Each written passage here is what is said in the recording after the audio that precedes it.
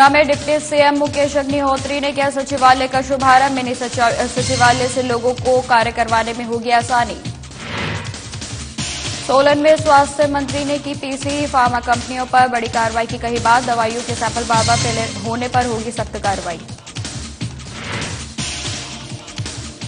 मंडी में 1 मई को हुए मीडिया कर्मियों पर हमले को लेकर विरोध। पत्रकारों ने सीएम सुक्खू को सौंपा ज्ञापन। प्रदेश में बेमौसम हो रही ओलावृष्टि और बारिश से आज जनजीवन हुआ अस्त व्यस्त। बारिश ने बढ़ाई किसान बागवानों की परेशानी। और कुल्लू में लगातार हो रही बारिश से फीका रहा बसंत उत्सव मेला। बारिश के चलते ढालपुर मैदान बना दलदल।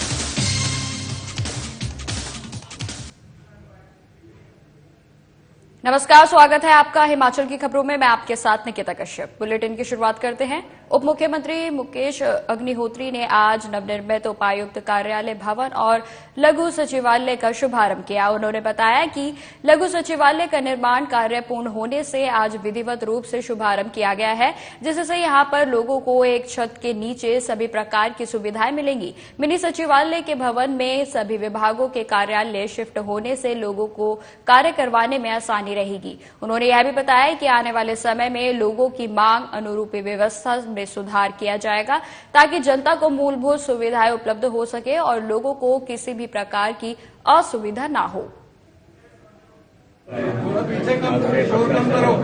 यहाँ से कामकाज शुरू करें तो उसके लिए हमारे जो परंपराएं हैं, हमारी मान्यता, तो उसके मुताबिक आज प्रशासन ने शुभ मुहूर्त निकाला था, तो उस शुभ मुहूर्त के मुताबिक जो है आज ये उन्होंने प्रवेश किया है, हवन किया है यहाँ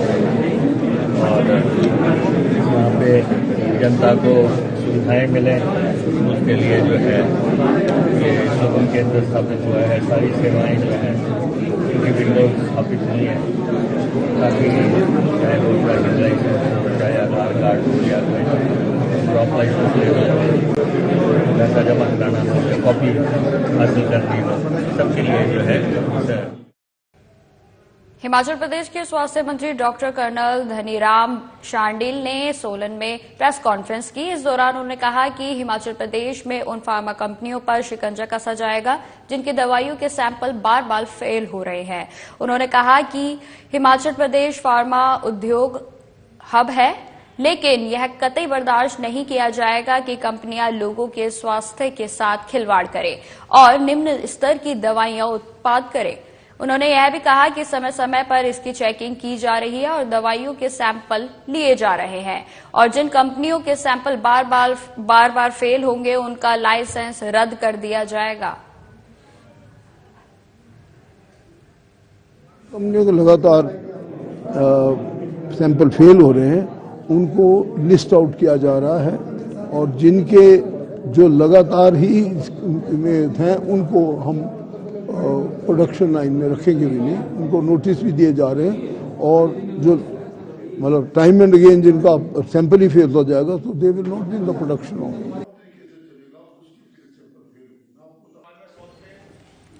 तो आपको बता दें कि स्वास्थ्य मंत्री के द्वारा एक पीसी की गई है जिसमें फार्मा कंपनियों पर शिकंजा कसा गया है। वहीं आपको बता दें कि दवाइयों के जिनके सैंपल बार बार फेल होंगे उस पर कार्यवाही करने की स्वास्थ्य मंत्री की ओर से बात कही गई है।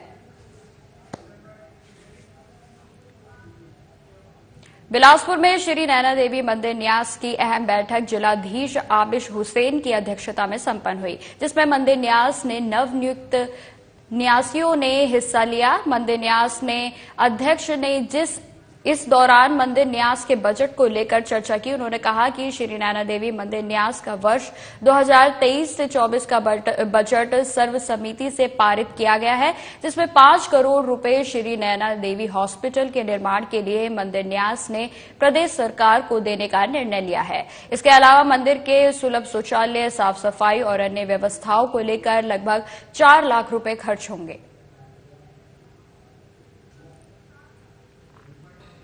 माननीय उपायुक्त महोदय की अध्यक्षता में नवनिर्मित मंदिर न्यास की जो मीटिंग है वो मातृ अंचल भवन में संपूर्ण हुई थी। बड़े शांतिपूर्ण तरीके से ये पूर्ण हुई। सर्वप्रथम जो आयुक्त महोदय द्वारा जो नए ट्रस्टी बने हैं उन सभी को शुभकामनाएं दी गई और उसके बाद जो ट्रस्टियों के द्वारा जो विकासात्मक कार्य जो है प्रस्तावित किए गए थे उनको जो है ट्रस्ट द्वारा पास किया गया और आगामी वर्ष 2023 के लिए 26 करोड़ 85 लाख का जो है वो बजट जो है वो ट्रस्ट द्वारा पास किया गया है।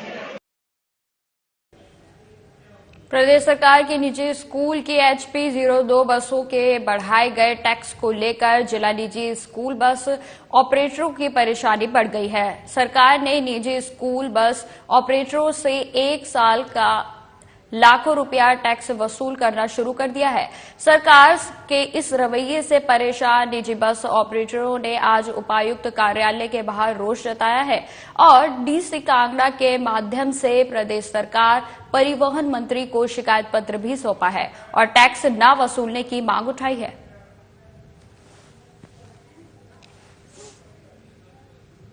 ये टैक्स जो था वो 90 to 100 रुपीज़ था जो PGT के रूप में हमसे एक्साइज डिपार्टमेंट लेता था और 1 जनवरी 2022 के बाद जो है इसको SRT में कन्वर्ट कर दिया गया है और RTO धर्मशाला के पास ये फॉरवर्ड हो गया।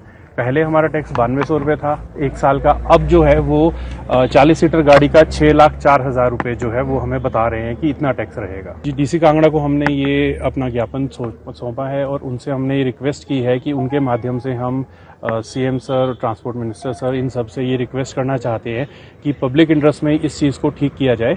बेसिकली ये जो पड़ता है एक बच्चे का 1 महीने का 1260 रुपये।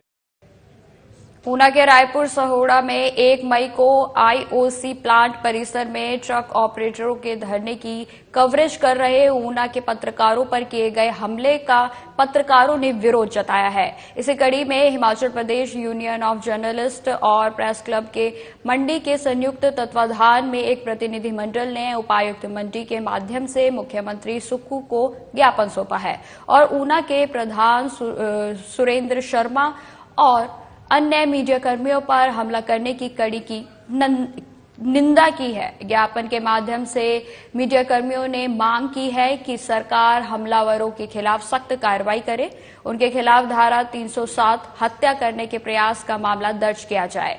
साथ ही चेतावनी दी है कि यदि सरकार लोकतंत्र के चौथे स्तंभ पर हमला करने वालों के खिलाफ कठोर कार्रवाई नहीं करेगी तो प्रदेश भर में मीडिया कर्मी एक मंच पर आकर आंदोलन करेंगे। और 1 मई को ऊना जिले के रायपुर सहोड़ा में जो इंडियन ऑयल का प्लांट है गैस का, वहां पर ट्रक ऑपरेटर यूनियन और जो प्लांट के जो प्रबंधक थे उनके बीच में कोई विवाद था और उसकी कवरेज करने के लिए जब ऊना जिला के पत्रकार वहां पहुंचे तो वहां पर उन ट्रांसपोर्टर ने उनके ऊपर जानलेवा हमला किया और यहाँ तक कि कुछ पत्रकारों को जो है वहां से भाग के जान बचाना पड़ी और कुछ पत्रकार घायल हुए। जो प्रेस क्लब ऊना के प्रधान हैं सुरेंद्र शर्मा, उनको तो इतनी बुरी तरह से पीटा गया कि उनको अस्पताल जाना पड़ा, उनका CT स्कैन हुआ और अभी भी उनकी हालत गंभीर बनी हुई। हम प्रदेश की सुखविंदर सिंह सुक्खू सरकार से मांग करते हैं और साथ में उनको चेतावनी भी देते हैं कि अगर इस तरह के हमले जिसमें उसको जान से मारने की कोशिश की गई, भारतीय दंड संहिता की धारा। हिमाचल प्रदेश में बेमौसम हो रही बारिश की वजह से किसान बागबान परेशान हैं।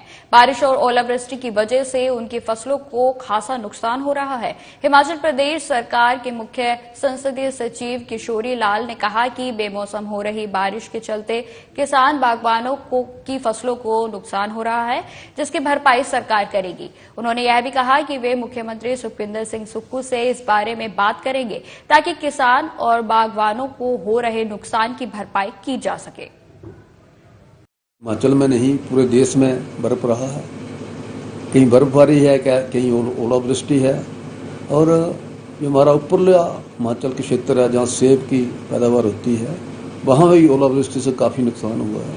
निचले क्षेत्रों में गेहूं की फसल हमारी खराब हुई है, गेहूं की फसल काली होने जा रही है। साथ में निचले क्षेत्र में आम की फसल होती थी उसका बूर भी झड़ गया था और जितने भी हमारे फलदार पौधे हैं उनको काफ़ी नुकसान पहुंचा है और सरकार उन सभी की मदद करेगी। हिमाचल प्रदेश में पिछले कुछ दिनों से लगातार बारिश का दौर चल रहा है, जिससे तापमान में भारी गिरावट दर्ज की गई है। प्रदेश में न्यूनतम और अधिकतम तापमान सामान्य से 7 से 8 डिग्री कम चल रहा है, जिससे मई के महीने में भी लोगों को दिसंबर जैसी ठंड का सामना करना पड़ रहा है। वहीं ऊंचाई वाले इलाकों लाहौल स्पीति और किन्नौर जिले में ताजा बर्फबारी से जनजीवन प्रभावित हुआ है।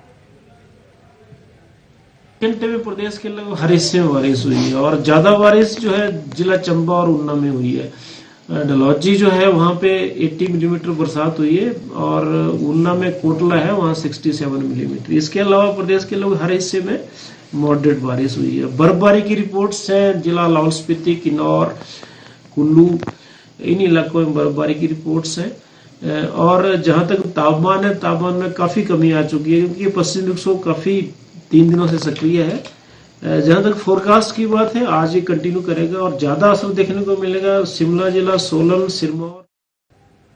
जिला कुल्लू में लगातार हो रही बारिश के चलते पीपल मेले में आए व्यापारियों को खासी दिक्कतों का सामना करना पड़ रहा है। लगातार हो रही बारिश से मेले में आए हुए व्यापारियों को नुकसान उठाना पड़ रहा है।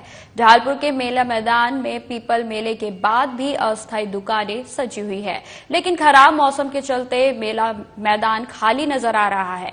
मेले में खरीदारी करने के लिए लोग भी नहीं आ रहे हैं। मेले में आए दुकानदारों का कहना है कि वह कर्ज लेकर यहां मेले में कुछ कमाई करने आए थे, लेकिन लगातार हो रही बारिश ने उनका काम भी फीका रहा है। 15 साल से हमारे इस बार में बारिश में बहुत नुकसान हो गया। थोड़ा अब लगातार बारिश, अभी तक 1 हफ्ता बता रहे बारिश 1 हफ्ते तक चलेगी। बाकी अब देखते हैं कि गुजारा भी मुश्किल से चल रहा है, अभी खर्चा पानी कम चल रहा है। दिक्कत तो है बारिश में। अभी यहाँ पे जैसे तैसे करके अभी देखो किसी से पैसे ब्याज में लेके भी अभी यहाँ पे काम के लिए आए हैं, मगर ऊपर वाले ने भी पता नहीं क्या सोच के अभी बारिश पे बारिश गिर जा रही, क्या करें। एक तो बारिश शुरू से ही हो रही है, पहले दिन से बारिश है और इसमें क्या कि एक तो सबसे पहले तो हमें परेशानी ये हुई कि दुकान लगाने के लिए समय बहुत कम दिया गया और जब तक हमने दुकान सेट की तब तक मेला खत्म हो चुका था। मतलब 3 दिन होते हैं, 2 दिन हमारे उसी में वेस्ट हो गए, ऊपर से बारिश ने तंग कर दिया। तो मतलब मेला तो बारिश और फिलहाल इस बुलेटिन में इतना ही। देश दुनिया की तमाम खबरों की जानकारी के लिए बने रहे हमारे साथ। नमस्कार।